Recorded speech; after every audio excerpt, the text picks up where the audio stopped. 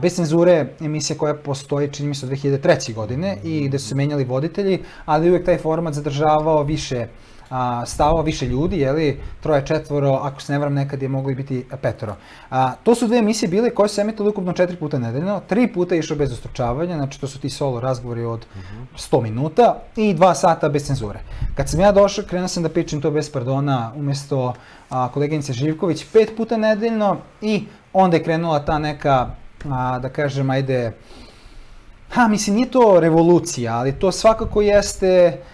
jedan proces koji, naravno, uz blagoslov Danila Radića, koji je zaista verovao u mene i prepoznao taj neki urednički, da kažemo, njuh, kreativni, ajde, dopustio mi, dozvoli mi da se izrazim i da pomognem televiziji da se izrazi i mi smo krenuli prvo sa tim neformalno nazvanim kolegijumom, gde su Šarović i Dikić, gde sam ja prepoznao njihovu sklonost ka polemici i zainteresovan za istu, što je veliki izuzetak, nažalost, u Srbiji, pričat ćemo i o tome. Kreći se tim kolegijumom, ja počinjem polako da ubacujem povremeno, retko, ali ipak trudim se, teško je, sigurno ćemo o tome pričati, po 2 gosta. Onda dolazi sledeća godina, 24. i paralelno sa padom nastrešnice, negde malo pre toga, ako se ne varam, kreće Skener. Skener je trebao malo drugačiji koncept da ima i da se drugačije zove. Dikić je dugo želeo da ima autorsku emisiju i on je želeo da se ta emisija zove Razgovori sa navodnicima. Ne znam da li je pričao oko tebe kad je bio. Moguće da je pričao nešto, kratko se je osvrnuo. Da, Razgovori s navodnicima treba da se zove emisija, ona treba da bude koncipirana tako što će Dikić puštati izjave nekih javnih ličnosti, dakle, kao i sad što imaš, grupan ekran, i onda kada bude kadar njegov, da on kao odgovara njima, pa kao da razgovara sa navodnicima, odnosno sa izjavama ljudi. I to je tako trebalo se zove, ja sam znao da kreće nova emisija, nisam znao kako se zove, kad sam čuo kako se zove, rekao sam mi niste normalni, kako može tako se emisija zove, jako je dugačko, dajte da intervenišemo, i ja sam ponudio da se to zove Skener dr. Aleksandar Dikić, jer mislim da je mnogo prikladniji tome ko je Aleksandar Dikić i to se jako dobro zaprimilo. Dikić ima svoju vernu publiku, radi emisije odlično i sad možete se slažete s njim ideološki ili ne, činjenica je da gađa važne teme na jedan koncizan način u formatu 50 minuta. Ipak ono na što sam ja najponosniji jesu 4 lica Srbije. Dakle, to je emisija koja je meni pala idejno pamet negde u leto 24. pre pada nastrešnice. Gledajući neke strane podcaste, gledajući neke strane, imaš onu emisiju, recimo čuvenu Five, ja mislim da ide na ABC-u, ali sve je to manje važno. Radar Forum, ako znaš koncept Radar Forum, on mi je bio onako ukidač kao fazonu, možemo ovo i mi da uradimo, dakle čim je ta moja ideja postojala, Radar Forum je potvrdio da to može i u Srbiji, ajde se iscimamo. I tako je došla naslov 4 lica Srbije, samo tu moram naglasim, ja sam imao drugi predlog naziva, naziv je, ja sam koncept smislio i ove sagovornike prve sezone koja i dalje kao traje, mislim, dok ne ispucamo tih 12 emisija, bit će ovaj sastav, to ne znam koliko ljudi znaju, ali kada budemo ispucali tih 12, mislim da smo sad na 8-9, dakle 3 kruga, onda ćemo da promenimo sagovornike, svu četvoricu. Ta emisija je, treba se zove drugačije, odnosno ja sam imao ideju, Šarović je, njegov predlog je bio pobednički, svi su se složili, tako da to je još jedna emisija, dolazi među vremenu algoritam Nenada Googla, to je krenulo, stalo, Nenad je jako rasejan po Evropi, drži predavanja, ali tu emisiju ćemo uskoro obnoviti, krenuti ponovo da snimamo, imat ćemo fantastične goste koji uopšte nisu u svetu politike, ali ustavobranitelji trenutno drmaju, onako što bi se reklo.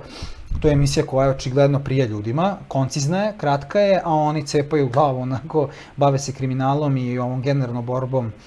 studenta naroda protiv organizovane kriminalne grupe i to ljudi vole, to je ono meso. I na posledku, ono što je Nemanja obnovio, meni se jako sviđa kako to radi, osvežio je, dakle, prilagodio je vremenu, prilagodio je temama, prilagodio je pažnji gledalaca i ubacio je mogućnost tog uživo rada, a to je emisija Bez straha s Nemanjom Šarovićem. I moram priznati, i evo to za kraj, izvini sad malo duže izlaganje jer je bilo dosta aktivnosti na KTV-u, Glas naroda Milana Milenkovića, meni je lično veoma žao što je on otišao, čak i taj način na koji je otišao, iako je on došao kod mene u emisiju nakon tog odlaska, što mislim da ni na jednoj televiziji nećeš videti, i ne samo da je došao i da smo mi pričali, nego smo čak i kao naslov emisije stavili KTV nije slobodna televizija. da on je tu obrazložio naravno svoje razloge zašto je i kako je i zašto je napustio. Da. Sad, kultura dijaloga, to je nešto što si ti pokrenuo na KTV-u u posljednje vreme. Započeo si ciklus, da li je to krenulo dobro i zašto nije? Da, vidi, nova kultura dijaloga, ajde da te ispravim samo malo. Inicijalno je bila kultura dijaloga, ubacio sam nova zato što ta moja inicijativa, kažem moja, to jeste moja zamisao, ali opet bez naravno saglasnosti uredničke ne bi bilo ništa od toga. Opet sam dobio odrešene ruke od Danijela Rajića koji je mnogo iskusniji u ovome i njegova majka takođe koja je stvorila ovu televiziju i na bazi tog iskustva sam se i ohrabrio, kuražio da to realizujem, jer da nije bilo toga da on meni rekao ovo nema smisla raditi zbog toga, toga i toga, ja bi to uvažio jer je zaista pipava tema. Nova kultura dijaloga je inicijativa koja treba da afirmiše javnost i transparentnost u javnom govoru. Ja mislim da je to nešto što nama mnogo fali, pre svega na političkoj sceni, ali i u javnosti uopšte. Mislim da su reči postale inflatornog karaktera, da se neka lica stalno ponavljaju i, kad kažem ponavljaju u različitim emisijama, na različitim televizijama i to su ljudi, ne računam režimske što nas truju, nego ove naše, da kažem, bilo da su alternativni, lokalni ili nešto između kao što smo recimo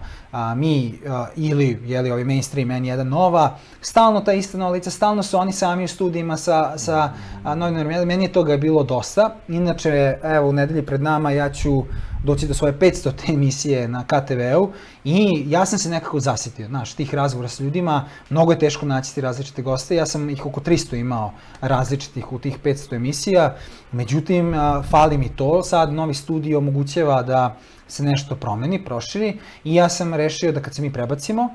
tamo da ja započnem malo da opipam teren